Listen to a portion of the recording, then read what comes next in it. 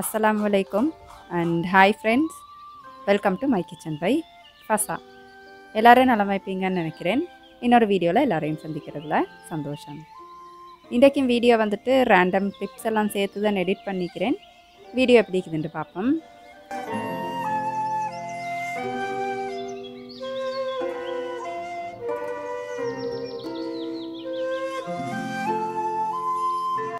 எந்த விதமான ரசாயனங்கள் கலரிங்ஸ் இல்லாமல் வீட்டிலே சுத்தமாக தயார் செஞ்ச ஸ்ரீலங்கன் சரக்குத்தூள், மிளகாய்த்தூள், மிளகுத்தூள், மஞ்சள் தூள், கட்டர்தூள், அதோட ஸ்பெஷலாக நாங்கள் இப்போ செய்கிற chicken masala, mutton masala, beef masala, 10 வகையான தானியங்கள் வச்சு வீட்டிலே சுத்தமாக தயார் செஞ்ச ஸ்ரீலங்கன் சத்து மாவு உங்களோட வீட்டு வாசலுக்கே ஆர்டர் பண்ணி எடுக்கலாம். டீட்டெயில் எல்லாமே டிஸ்கிரிப்ஷனில் தந்திப்பேன், வேணுமெண்டா பார்த்து ஆர்டர் பண்ணிக்கோங்க. அடுத்ததான் நிறைய பேர் எனக்கு வந்துட்டு வாட்ஸ்அப்பில் பர்சனலாக மெசேஜ் பண்ணுவாங்க, சிஸ்டர் உங்களோட மந்த்லி க்ரோசரி பட்ஜெட்டை வந்துட்டு ஷேர் பண்ணுங்கள், எங்களுக்கு யூஸ்ஃபுல் ஆகிக்கும் அப்படின்னு சொல்லி. ஏன்டா எங்களுக்கு பட்ஜெட் போடுறது அவ்வளோ தெளிவில்லாமைக்குது அந்த மாதிரி சொல்லுவாங்க. அப்போ க்ரோசரி லிஸ்ட்டை வந்துட்டு ஷேர் பண்ணுறதை விட சில டிப்ஸ் உங்களோட ஷேர் பண்ணினேன் அப்படின்னு சொன்னால் யூஸ்ஃபுல் ஆகிக்கும் அப்படின்னு சொல்லி தான் இந்த கிளிப் நான் சேர்த்திருந்தேன். ஏன்டா என்னையை பொறுத்த வரைக்கும் ஆளுக்காள், குடும்பத்துக்கு குடும்பம் இந்த க்ரோசரி பட்ஜெட் லிஸ்ட் வந்துட்டு வேறுபடும் இல்லையா? அவங்க வாழ்கிற லைஃப் ஸ்டைல், அதுக்கப்புறம் அவங்க சாப்பிட்ற சாப்பாடு, அந்த மாதிரி எல்லாத்த பொறுத்தும் வந்துட்டு அவங்களோட லிஸ்ட் வந்துட்டு வேறுபடும். அப்போ ஏண்ட லிஸ்ட் மாதிரி உங்களோடது ஈக்கிறது கஷ்டமாய்க்கும், உங்களோட மாதிரி ஏண்டது ஈக்கிறது கஷ்டமாய்க்கும். அப்போ சில டிப்ஸ் நான் உங்களோட ஷேர் பண்ணிக்கிறேன். ஏன்டா நிறைய பேர் எனக்கு அப்படி கேட்குறதுக்கு காரணம் வந்துட்டு நிறைய செலவாகுது, அந்த செலவை குறைக்கிறதுக்கு டிப்ஸ் சொல்லுங்க அந்த மாதிரி தான் கேட்பாங்க. நான் முக்கியமாக 2 டிப்ஸ் உங்களோட ஷேர் பண்ணிக்கிறேன். ஃபஸ்ட்டாக வந்துட்டு நீங்கள் அடிக்கடி சாமான் வாங்குறது இல்லாமல் ஒரு ஒன்ஸ் அ வீக்கோ அப்படி இல்லாட்டி 2 கிழமைக்கு ஒருக்கா, 7 முடிச்சுன்னா 1 மாதத்துக்கு ஒருக்கா உங்களோட இந்த க்ரோசரி ஷாப்பிங்கை வந்துட்டு நீங்கள் வச்சிங்கன்னு சொன்னால் அடிக்கடி வாங்க போக்கல என்ன சரி ஒரு தேவையில்லாத சாமான் வாங்கிப்படும் இல்லையா? அந்த வீண் செலவெல்லாம் உங்களுக்கு குறைக்கலும். அது வந்துட்டு என் அனுபவ உண்மை, அது சுட்டி தான் உங்களோட ஷேர் பண்ணுவோம் அப்படின்னு நினச்சேன். இன்ஷால்லா 7 அப்படி ட்ரை பண்ணி பாருங்கள். 7 மாதிரி சில பேருக்கு வந்துட்டு 1 மாதத்துக்கு தேவையான பொருள் 1 மாதத்துக்கு ஒரு தடவை வாங்க எலுமைக்கும், சில பேருக்கு வந்து 2 கிழமைக்கு ஒருக்கா இல்லாட்டி 1 கிழமைக்கு ஒருக்கா, அந்த மாதிரி 7 மாதிரி உங்களுக்கு வந்து ஃபுல்லாக ஒரு தடவை வாங்குற மாதிரி ட்ரை பண்ணி பாருங்கள். அடுத்தது முக்கியமாக வந்துட்டு நீங்கள் நீட், அதுக்கப்புறம் வாண்ட்டுன்னு 2 வேர்ட்ஸ் இருக்குது இல்லையா? அதுக்கான அர்த்தத்தை விளங்கிக்கணும். ஏன்னா நிறைய பர்ச்சேஸ் பார்த்திங்கன்னா நாங்கள் தேவைக்காக இல்லாமல் நிறைய ஆசைக்காக வாங்குவோம். அப்போ அந்த ஆசைகளை கட்டுப்படுத்தினாலே நிறைய பணத்தை சேமிக்கலும் அப்படின்றது சொல்கிறத விட நிறைய வீண் விரயத்தை தடுக்கலும். அது வந்துட்டு இந்த க்ரோசரிக்கு மட்டும் இல்லை, ட்ரெஸ்ஸிங் ஆகட்டும், வீட்டு சாமான் ஆகட்டும், எதாக இருந்தாலும் அந்த நீட் அதுக்கப்புறம் வாண்ட் 2க்கும் உள்ள வித்தியாசத்தை விளங்கிட்டே சாமான் வாங்க பழகுங்க. அப்போ நிறைய காசு உங்களுக்கு இன்ஷால்லா வீண் விரயமாகாமல் தடுத்துக்கலும். அதுக்கப்புறம் முக்கியமாக சேமிப்புக்கு நான் உங்களோட ஷேர் பண்ணவே வேணும் அப்படின்னு நினச்சது வந்துட்டு, ஃபஸ்ட்டாக உங்களுக்கு வர இன்கமில் ஒரு பகுதியை சேவிங்ஸ் அப்படின்றதுக்கு வந்துட்டு ஒதுக்கிடுங்க. நீங்கள் ஒதுக்கிட்டு மிச்சமுள்ள காசுக்கு வந்துட்டு அட்ஜஸ்ட் பண்ணி செலவழிக்க பழகினீங்க அப்படின்னு சொன்னாலே வாழ்க்கை வந்துட்டு சந்தோஷமாக போகும். இதுவும் என் அனுபவ உண்மைதான். நான் எப்போவுமே என் இன்கமில் ஒரு பகுதியை வந்துட்டு சேவிங்ஸ் அப்படின்றதுக்கு வந்துட்டு ஒதுக்குவேன். அது பெரிய ஒரு அமௌண்ட் ஆயிக்கணும் அப்படின்ற அவசியமே இல்லை. நீங்கள் இப்படி நினச்சிக்கோங்களேன், அந்த சேவிங்ஸ் தான் என் ஒரு சம்பளம், எனக்கான ஒரு பகுதி அப்படின்னு நினச்சி பாருங்களேன். அப்போ வந்துட்டு ஒரு சின்ன அமௌண்ட்லேருந்து ஸ்டார்ட் பண்ணுங்கள். ஃபஸ்ட்டாகவே உங்களுக்கு பெரிய அமௌண்ட் தேவையில்லை. ஏன்டா ஸ்ரீலங்காவில் பேய்க்கிற நிலைமைக்கு எங்களுக்கு அந்த மாதிரி சேவிங்ஸ் செய்யவும் கஷ்டம். அதை சுற்றி சின்ன அமௌண்ட்லேருந்து இன்ஷால்லா ட்ரை பண்ணி பாருங்கள். இந்த 2 டிப்ஸையும் உங்களோட கட்டாயம் ஷேர் பண்ணணும் அப்படின்னு நினச்சேன். இன்ஷால்லா 7 முயற்சி செஞ்சு பாருங்கள்.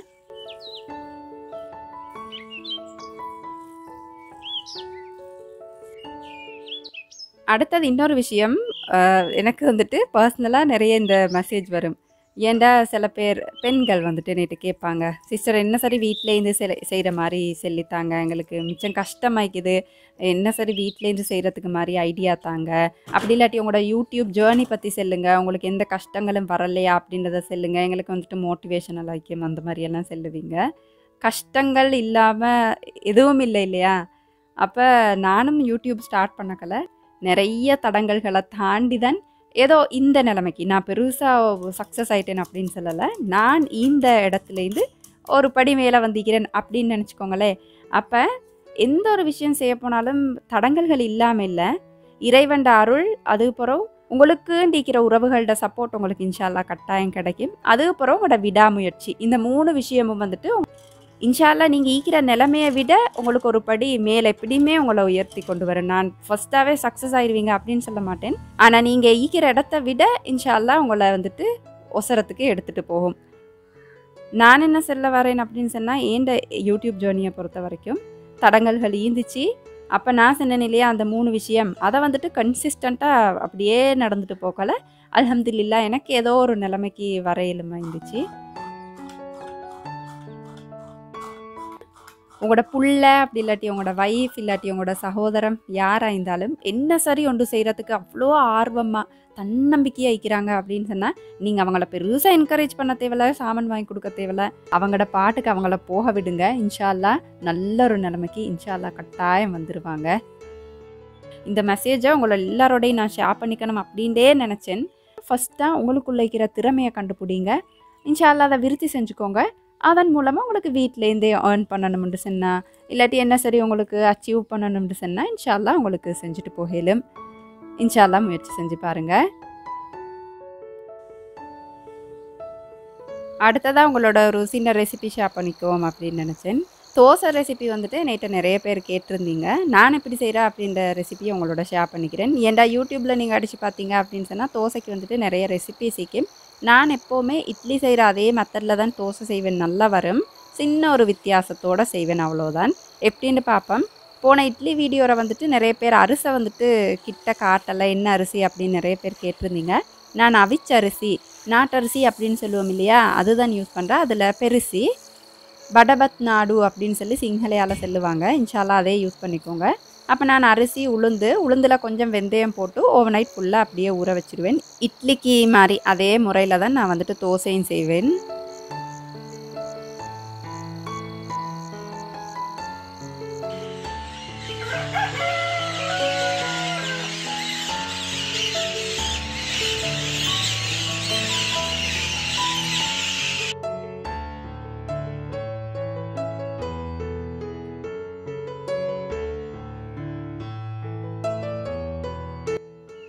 அடுத்த நாள் காலையில் அரைக்க முன்னுக்கு என்னைட்ட ஒரு ஃப்ரெண்ட் உண்டு வாட்ஸ்அப்பில் கேட்டிருந்தாங்க, காலையில் வந்துட்டு ஹெல்த்தியாக குடிக்கிறதுக்கு என்ன சரி ட்ரிங்க் இருந்தால் ஷேர் பண்ணுங்கள் சிஸ்டர் அந்த மாதிரி. அப்போ நான் சில நாளைக்கு வந்துட்டு இந்த ஹைபிஸ்கஸ் அப்படின்னு சொல்லுவோம் இல்லையா, செவ்வரத்தம் பூண்டு சொல்லுவோம், இது வந்துட்டு சுடுதண்ணியில் ஊற போட்டு குடிப்பேன். உண்மையிலே வந்துட்டு அவ்வளோ ஆரோக்கியம் இருக்குது. என்னோட வீடியோவில் கூட இதோட ஆரோக்கியம் பற்றி நான் ஷேர் பண்ணிப்பேன். அந்த வீடியோட லிங்க்கை நான் டிஸ்கிரிப்ஷனில் தாரேன், வேணும்னா பாருங்கள். அப்போ அதோட இதழ்கள் மட்டும்தான் நீங்கள் பறித்து வந்துட்டு குடிக்கிறதுக்கு யூஸ் பண்ணணும். அந்த 5 இதழ்களையும் நல்லா கழுவிட்டு சுடுதண்ணியில் ஊற வச்சு அதுக்கப்புறம் உங்களுக்கு குடிக்கலும். இது உண்மையிலே டீக்கு பதிலாக நீங்கள் குடிக்கிறீங்க அப்படின்னு சொன்னால் மிச்சம் ஆரோக்கியமாக்கும். இன்ஷா அல்லாஹ் ட்ரை பண்ணி பாருங்கள். செவ்வரத்தம் பூ மட்டும் இல்லை, உங்களுக்கு இது இல்லாமல் இந்த சங்குப்பூ அப்படின்னு சொல்லுவோம் இல்லையா, பட்டர்ஃப்ளை பீ ஃப்ளவர் அப்படின்னு சொல்லிட்டு அது உங்களுக்கு குடிக்கலும். அதுக்கப்புறம் நித்திய கல்யாணி பூ குடிக்கலாம். அப்படி இல்லாமல் துளசி தண்ணி அந்த மாதிரி உங்களுக்கு ஆரோக்கியமான ட்ரிங்க்ஸ் வந்துட்டு ஹொட்டாக குடிக்கணும் அப்படின்னு சொன்னால் குடிக்கலும். இன்ஷா அல்லாஹ் முயற்சி செஞ்சு பாருங்கள். சீனி வேணும் அப்படின்னு சொன்னால் உங்களுக்கு ஆட் பண்ணிக்கலும். நானுண்டா சீனி ஆட் பண்ண மாட்டேன், அதிலே லேசான இனிப்பு சுவை ஒன்று மாதிரி வரும். நான் அப்போ அப்படியே குடிச்சிடுவேன்.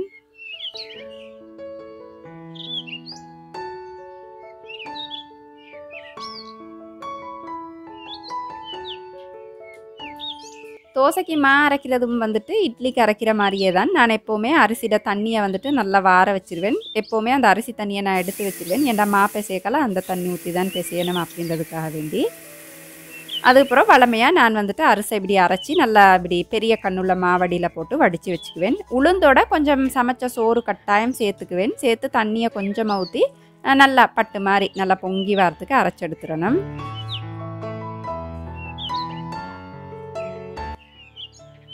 அதை மறைச்சி மாலை போட்டுட்டு நல்லா அடித்து பிசையணும். தண்ணி தேவைப்படுது அப்படின்னு சொன்னால் அந்த அரிசி ஊற வச்ச தண்ணி, அப்படி இல்லாட்டி உளுந்து ஊற வச்ச தண்ணி உங்களுக்கு யூஸ் பண்ணிக்கலாம். இப்போ நான் இதே மாலை கொஞ்சம் மைதா அப்படி இல்லாட்டி ஆட்டா, நான் ஆட்டாமாக தான் சேர்ப்பேன். உங்களுக்கு விருப்பம் இல்லாட்டி மைதா சேர்த்துக்கலாம். சேர்த்து நல்லா அடித்து பிசையணும்.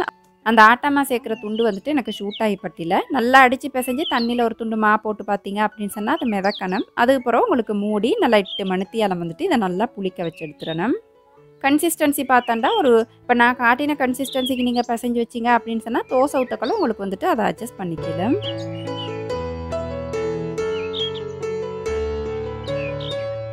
அடுத்தது நான் உம்மோட வீட்டுக்கு போயிட்டு வரக்கல இந்த ஃப்ளவர் பொட்டெல்லாம் வாங்கினேன் அப்படின்னு சொல்லி உங்கள்கிட்ட காட்டினேன் இல்லையா, அப்போ அதில் நான் பூ நாட்டினேன் அப்படின்னு சொன்னால் அதை உங்களோட ஷேர் பண்ணுவேன் அப்படின்னு சொல்லி, அப்போ அப்படி தான் ஒரு முட்டி மாதிரி ஒன்று வாங்கிட்டு வந்திருந்தேன். அப்போ அதில் மணி பிளான்ட் நாட்டுவோம் அப்படின்னு சொல்லிட்டு இப்படி குட்டி பிளாஸ்டிக் ஃப்ளவர் வாஸுக்கு வந்துட்டு இப்படி ஓட்டை போட்டிக்கிறேன். ஏன்டா அப்போ தானே இந்த மணி பிளான்ட் எல்லாம் இதில் குத்தி வச்சு வளர்த்தோம் அப்படின்னு சொன்னால் நல்லா அழகாய்க்கும். நான் உங்களுக்கு இப்போ செஞ்சு காட்டுறேன். இது வந்துட்டு நான் யூடியூப்பில் தான் பார்த்திருந்தேன். அப்போ அது செய்வோம் அப்படின்னு சொல்லி தான் இந்த முட்டியை நான் வாங்கியிருந்தேன். அப்போ இப்படி தான் அதில் வந்துட்டு நாட்டிப்பாங்க. நீங்களே மேலும் அப்படின்னு சொன்னால் ஒரு தடவை ட்ரை பண்ணி பாருங்கள். மாஷாலா அழகாய்க்குது. உங்களுக்கு உள்ளுக்கு வைக்கிறதுக்கு வந்துட்டு மிச்சம் அழகாய்க்கும். உங்களுக்கு இந்த பிளாஸ்டிக் வாஸ் இல்லை அப்படின்னு சொன்னால் ஒரு பிளாஸ்டிக் பொட்டில் இருக்குது இல்லையா, அது வந்துட்டு யூஸ் பண்ணிக்கலும்.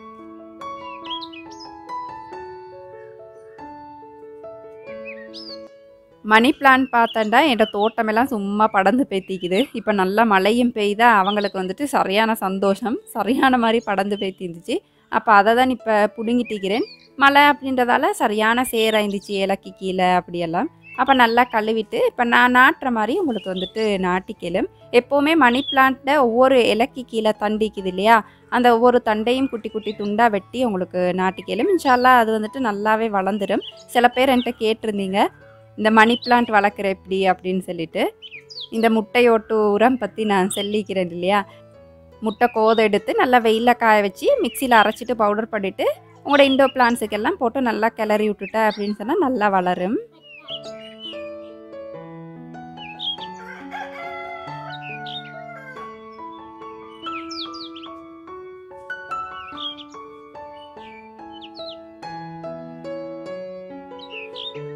எனக்கு வந்துட்டு எப்போவுமே இந்த நாட்டுறதுக்கு என்னோட பிள்ளைகள் வந்துட்டு ஹெல்ப் பண்ண வந்துடுவாங்க.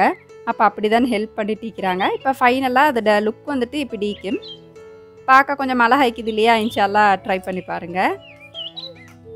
அடுத்ததாக வந்துட்டு இன்னொரு விஷயமும் உங்களோட ஷேர் பண்ணணும் அப்படின்னு நினச்சேன். இந்த சுற்றாடல் அப்படின்னு சொல்லி சின்ன பிள்ளைகளுக்கு ஒரு பாடம் இருக்குது இல்லையா, EVS அப்படின்னு நினைக்கிறேன். அதுக்கு வந்துட்டு நீங்கள் புக்கில் சொல்லி கொடுக்குறத விட சூழலோட வச்சு பிள்ளைக்கு சொல்லி கொடுத்து பாருங்கள். மாஷாலான்னு நல்லா ஏறும். ஏன்னா மகளுக்கு அப்படி தான் புக்கில் சொல்லி கொடுத்த அப்படின்னு சொன்னால் 2-3 நாள்லே மறந்து போய்த்துருவா. அதே சூழலில் காட்டி இந்த பூ இப்படி தானுமா பாருங்கள், இதோட பார்ட்ஸ் பிடிக்குது, இந்த பிராணிகள் வந்துட்டு சோடியாத்தான் தெரியும், அந்த மாதிரியெல்லாம் சொல்லி கொடுத்தா நல்லா ஏறுது. அப்போ இன்ஷால்லா ட்ரை பண்ணி பாருங்கன்ட்டு நான் உங்களோட ஷேர் பண்ணணும் அப்படின்னு நினச்சிட்டு இருந்தேன். இப்போ இனி ராவாயிட்டு ராவைக்கு தோசை சுடுவோம் அப்படின்னு சொல்லி காலையிலே பிசைஞ்சு வச்சேன் இல்லையா. இப்போ பார்த்தீங்கன்னா நல்லா புளிச்சிக்குது. இப்படி நல்லா புளிச்சு வந்துச்சு அப்படின்னு சொன்னால் தான் இட்லியோ தோசையோ எதுவாக இருந்தாலும் நல்லா வரும்.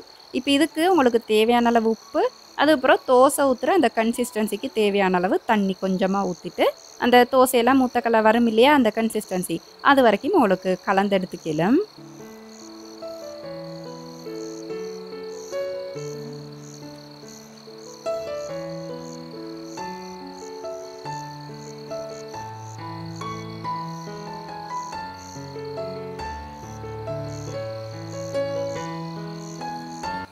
அதுக்கப்புறம் வளமையாக நாங்கள் தோசை சுடுற மாதிரி பேனுக்கு லேசாக இப்படி ஆயிலை தடவி விட்டுட்டு தோசை வந்துட்டு ஊற்றி எடுத்துக்கலாம். உங்களுக்கு மேலால் முட்டை ஊற்றி முட்டை தோசை, வெங்காயம் தூவி வெங்காய தோசை, அப்படி உங்களுக்கு விரும்பினது வந்துட்டு செஞ்சுக்கலாம். நான் வந்துட்டு அன்றைக்கி சும்மா பிளெயின் தோசை தான் செஞ்சிருந்தேன். அப்படி தான் எங்களோட வீட்டில் விருப்பம்.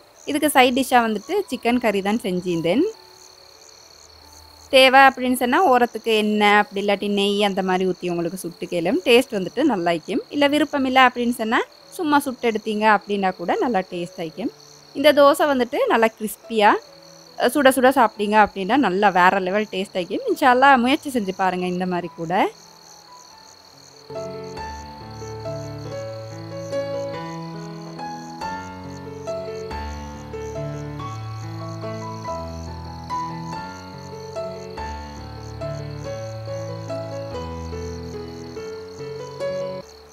அன்றைக்கி டின்னருக்கு வந்துட்டு நான் சுட சுடவே தோசை செஞ்சு அப்படி ஒவ்வொருத்தருக்காக கொடுத்துட்டு இருந்தேன்.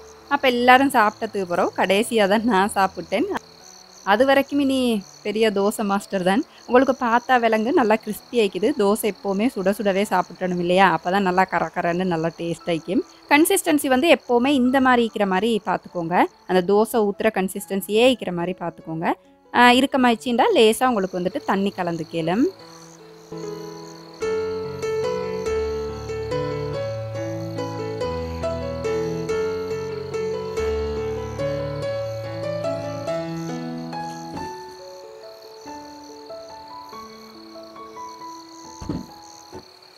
அப்போ அடுத்த நாள் காலை பிரேக்ஃபாஸ்ட்டுக்கு வந்துட்டு இந்த பயறு கவுப்பி ரெண்டும் போட்டு ஊற வச்சுட்டு சனிக்கிழமை நைட் அப்படின்றதால கொஞ்சம் கதைச்சிட்டு இருந்துட்டு தான் தூங்குவேன்.